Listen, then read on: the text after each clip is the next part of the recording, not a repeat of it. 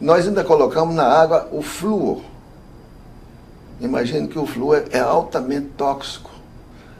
Os países que têm uma séria legislação de saúde, eles baniram o flúor. A Europa baniu o flúor, o Japão baniu o flúor, o Brasil continua, porque tem interesse político por trás. Já que flúor é um dejeto industrial, né? Já que o senhor abordou a questão do flúor, vamos falar então da água e do flúor. Sim. Na cultura brasileira, principalmente, o flúor é o mocinho. Sim. Evita cáries, é bom você ter na água. Essa é a cultura que nós recebemos, né? Sim, sim. Existem, então, trabalhos científicos que provam e comprovam que o flúor faz mal. Especificamente, o que o flúor faz em nosso organismo? O flúor, para começar, ele é extremamente tóxico. Ele não previne cáries. Isso é uma questão de... Há outros interesses, quer dizer, de vender o lixo, que entra assim como um fator de aumento de lucros. O flúor deve ser banido, porque ele é usado. Temos um livro clássico aqui, entre nós, à sua disposição. Ele diz assim: você pode ser um dos mais de 50 mil americanos que estarão sendo intoxicados, ou um daqueles 30 mil que vão morrer pelo flúor, porque à medida que ele vai depositando nos rins, vai depositando nos ossos, vai depositando na tireoide, vai produzindo em grande escala hipotireoidismo, que todo mundo sabe que existe uma frequência realmente impressionante.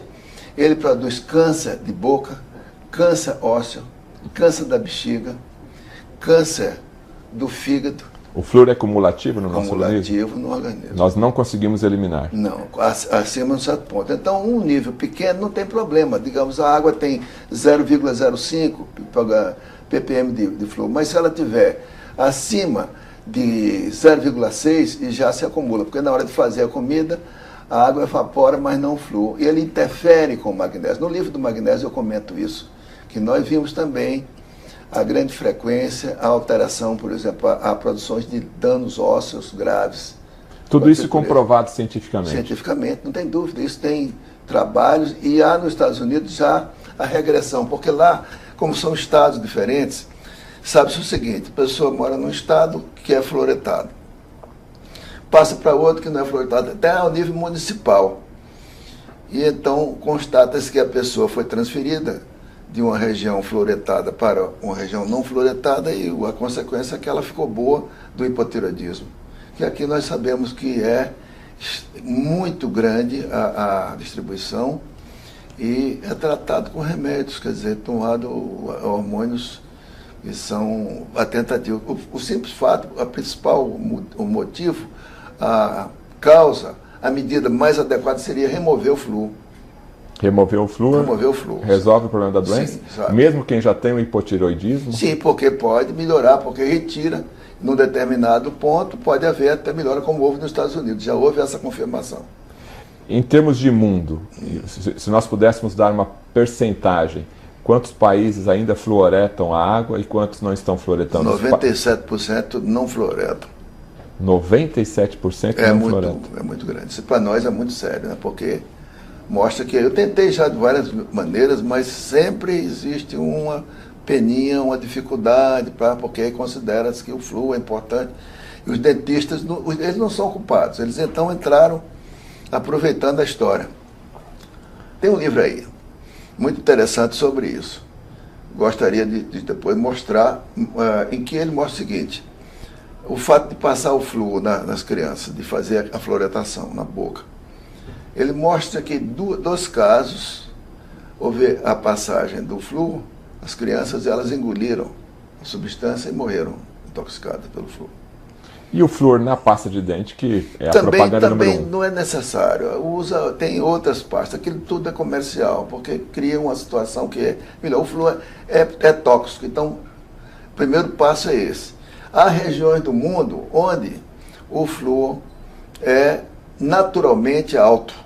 Regiões, por exemplo, de uma cidade da Turquia, Kizilkauern chama essa cidade. A população não chega aos 50 anos de idade. Eles sofrem muito de fraturas eles têm problemas graves de envelhecimento. E isso contribui para mostrar que países como a China também, eles têm regiões, eles estudaram, e a Índia, regiões onde existe a abundância de flúor na água. Então aí a gente já sabe que toda essa história é falsa. Não tem fundamento científico nenhum. O livro comenta isso do magnésio, porque ele também interfere com o processo da calcificação.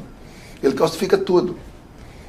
E qual seria então a indicação para diminuir o flúor na nossa ingesta diária, através da própria água, da escovação dos dentes, para poder neutralizar? É possível? Eu estou preparado para responder essa pergunta. Então, a saída foi justamente proposta pelo Dr. John Yamuyanes, esse bioquímico de origem grega, americano. Era a seguinte: cozinhar com água mineral de baixo teor de flúor. Agora, um teor alto como é do Brasília, a proporção que pode ser mudada, porque isso é uma coisa farmacológica, né? Tem que ser medida ali. A quantidade, tantos litros, 1,5, essa já é muito alta.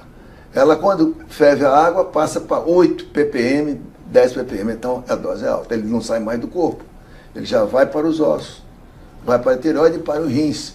Aí chega a situação do paciente de 70 anos, vai fazer o seu check-up, e o médico diz: olha, o seu rim não está bom, é preciso você fazer diálise.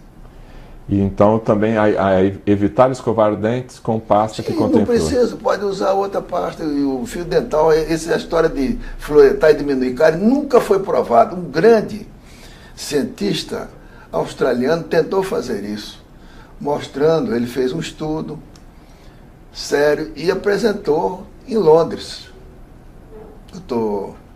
John Pokhum, e mostrando que o flúor não tinha prevenção nenhuma de cárie. Ele foi obrigado a se aposentar e morreu 2 anos depois de desgosto.